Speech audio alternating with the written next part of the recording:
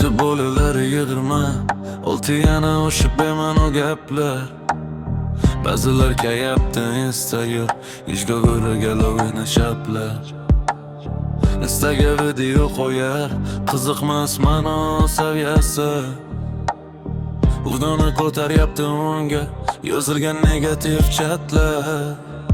Yangi yilni boshlab berdi afsungar munajjimlar. Baringda imon sarfma oson yutyapti bu jinlar. Nahot oxirat haqida zarracha xavotir yo'q. Maxir bo'lsa abadiy emas, bizga ham tushar ajinlar. O'ylab to'rirar tariximiz ajdodlar buyuk kuchin. Qanchasi shahid bo'lgan bu o'lka, bu yurt uchun. Hozir holat umuman boshqa, hozir ahvolimiz tang. Hozirda bizda o'rnimiz zaif yonayotgan uchqun.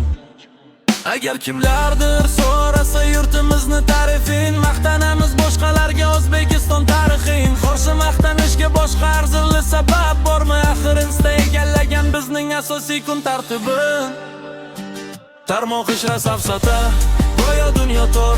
Boraqtali so'zlarni qilmoqdalar xor. Orsotilib ketmoqda onglar bo'ldi shor. Zor yig'laydi ma'rifat unga qirilar dor. Tarmoq ishra safsata, go'yo dunyo tor. Boraqtali so'zlarni qilmoqdalar xor. Orsotilib ketmoqda onglar bo'ldi shor. Zor yig'laydi ma'rifat unga qirilar dor. Uzib Instada yig'ilgan ahmoqlikning engallasi. Birorta chetalik video qo'ysa kommentini gallasin. Ba'zida uzun qilib yozib qo'yishadi komment. Bunaqa kommentlarni ko'rinmas hech chegarasin. Yana ba'zida xunob bo'laman bu Instani kuzatib. Bitlar raqsga tushdi, lidionik rasyoligin ko'rsatib. Lekin ba'zi birovlar shu narsani ham tushunmay reslarimda oxirida shu itlarni qo'ydi o'zing kesatib.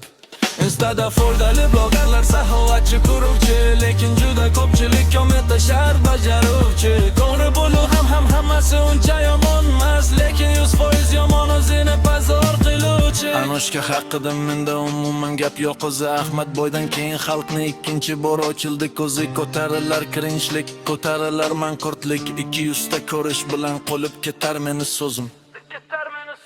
Tarmoq ichra safsata, go'yo dunyo tor. Boraqtali so'zlarni qilmoqdalar xor. Orsotilib ketmoqda onglar bo'ldi shor. Zo'r yig'laydi ma'rifat unga